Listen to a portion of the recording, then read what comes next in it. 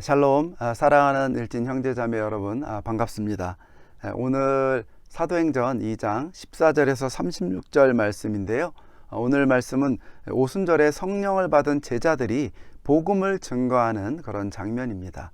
특히 본문에는 베드로 사도가 전한 메시지의 내용이 자세하게 나와 있습니다. 저는 오늘 이 베드로 사도의 메시지의 내용보다는 이 메시지를 전했던 이 사도 베드로에 대해서 좀 나눠보려고 합니다. 14절을 먼저 보십시오. 함께 읽어볼까요? 베드로가 11사도와 함께 서서 소리를 높여 이르되 유대인들과 예루살렘에 사는 모든 사람들아, 이 일을 너희로 알게 할 것이니 내 말에 귀를 기울이라. 베드로는 각 나라의 말로 방언을 하는 제자들의 모습을 보고 놀란 무리들에게, 또 세술에 취했다고 조롱하는 어떤 이들에게 그들에게 증거를 합니다. 유대인들과 예루살렘에 사는 모든 사람들아, 내 말에 귀를 기울이라. 뒤에 보면 이 베드로의 메시지로 인해 그날 3,000명이 회개하고 돌아온 것을 보면 이 자리에, 이 오순절 명절로 인해 이 자리에 정말 많은 사람들이, 최소 몇만 명 정도 되는 사람들이 모여 있었던 것을 알 수 있습니다. 그런데 베드로는 그들 앞에 서서 소리를 높여 메시지를 전합니다. 복음을 증거합니다. 뭔가 위화감이 있는 모습입니다. 그는 얼마 전까지만 해도 예수님이 잡혀가실 때 모든 사람 앞에서 예수님을 부인했던 사람이었습니다. 또 여종 앞에서 우리 주님을 부인했던 그런 사람이었습니다. 뿐만 아니라 이 베드로의 메시지를 보면 그는 요엘서와 시편 등을 완벽하게 인용하면서 그들에게 임한 성령의 역사, 또 예수 그리스도의 죽으심과 부활이 어떤 의미가 담겨 있는 것인지 풀어서 설명하고 있습니다. 그의 모습은 도무지 무식한 시골의 갈릴리 어부라고 생각할 수 없는 그런 모습이었습니다. 무엇보다 그는 이 많은 사람 앞에서 너희로 알게 할 것이니 내 말에 귀를 기울이라. 이 말을 들으라. 너희가 법 없는 자들의 손을 빌려 못 박아 죽였으니 그런즉 이스라엘 온 집은 확실히 알지니 너희가 십자가에 못 박은 이 예수를 하나님이 주와 그리스도가 되게 하셨느니라. 너무나 담대하고 한 채 망설임도 없고 그 많은 군중들에게 그들의 죄악을 지적하며 그는 예수님이 그리스도이심을 선포하고 있습니다. 할렐루야. 도대체 그에게 무슨 일이 일어난 것일까요? 두려움에 예수님을 부인하고 또 고난받기를 거부해서 예수님을 말리고 사명을 두고 물고기를 잡으러 갔던 그 시몬 베드로는 어디로 사라진 것입니까? 그의 내면에 무슨 일이 일어난 것일까요? 단순히 성령 받았었잖아요 라고 하기에는 대답이 불충분한 것 같습니다. 왜냐하면 이 이후에 베드로는 완전히 다른 사람이 되어 이전의 베드로로 돌아가지 않았습니다. 이후 베드로는 초대교회의 리더로서 놀라운 믿음과 영성으로 하나님의 역사를 이루어갔을 뿐만 아니라 정말 끝까지, 마지막에는 순교하기까지 주님을 충성스럽게 따랐기 때문입니다. 이전과는 너무나 다른 시몬 베드로가 아닌 사도 베드로의 삶을 살다가 마쳤기 때문입니다. 우리는 오늘 본문에 나타난 그의 메시지의 내용, 또 그의 말하는 모습에서 그 단서를 발견할 수 있습니다. 한마디로 그는 성령이 임하신 사건을 통해 그동안 지식으로만 알았던 그런 하나님의 말씀, 그 의미들을 확 깨닫게 된 것입니다. 정말 성경에서 말한, 하나님의 이 복음에서 말한 그 뜻들이 무엇인지를 어느 날 깨닫게 된 거예요. 이 오순절날 깨닫게 된 것입니다.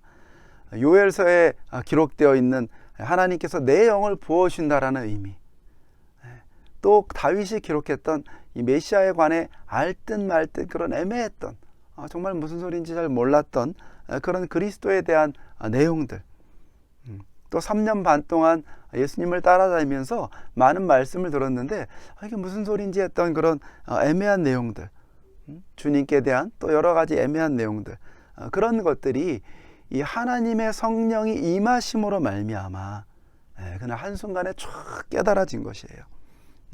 그 순간 어려서부터 배웠던 모든 율법의 말씀들이 쫙 깨어지면서 이 놀라운 하나님의 말씀, 복음의 이해 안으로 들어가게 된 것입니다.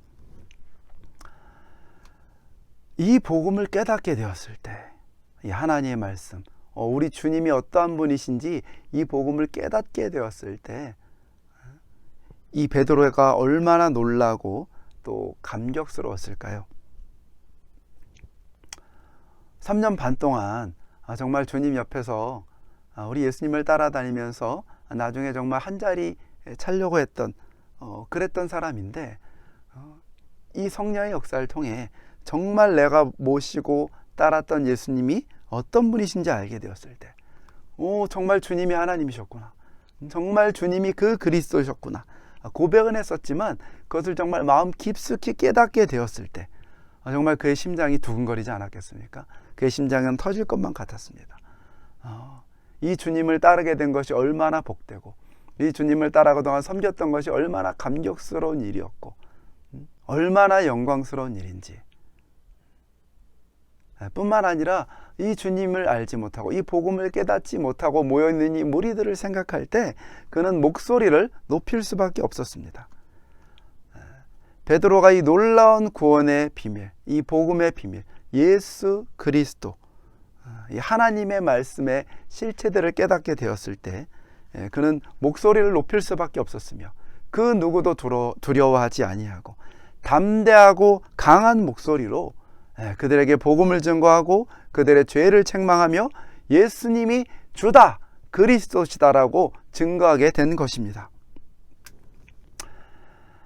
사실 베드로는 이미 요엘 말씀이나 시편 말씀들 예전부터 알고 있었던 것입니다.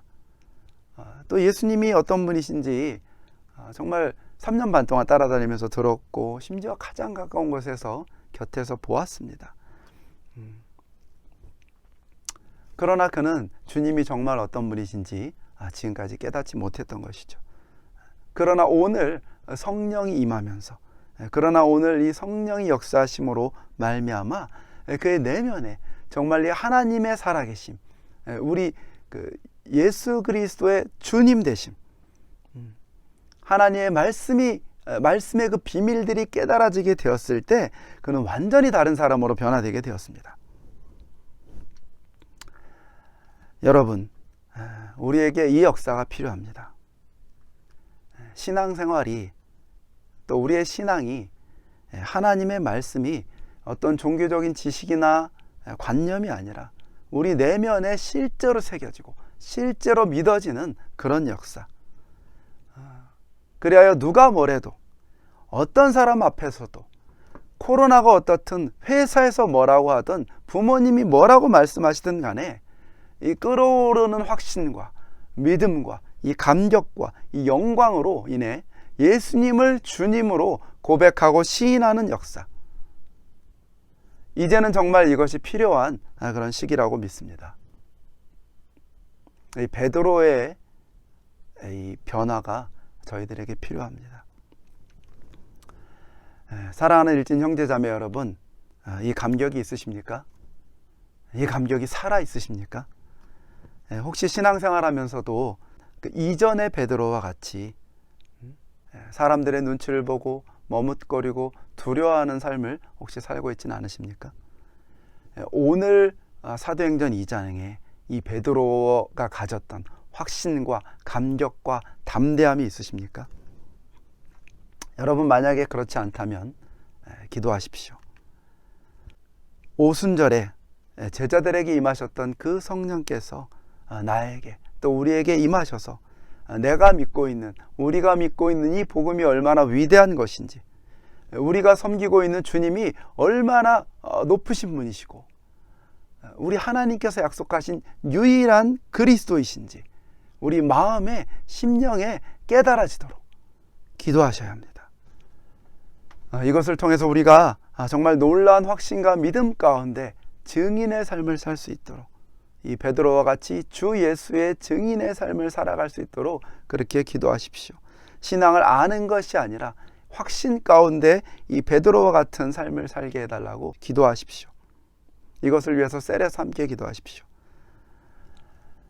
이 놀라운 역사를 저와 여러분 또 우리 한 분 한 분들에게 허락하여 주시기를 기도합니다. 이것이야말로 우리가 이 코로나 시대를 또 정말 기독교가 핍박받는 이런 시대를 또 앞으로 이 마지막 때를 살아나갈 저와 여러분들에게 반드시 필요한 그러한 믿음이라고 믿습니다.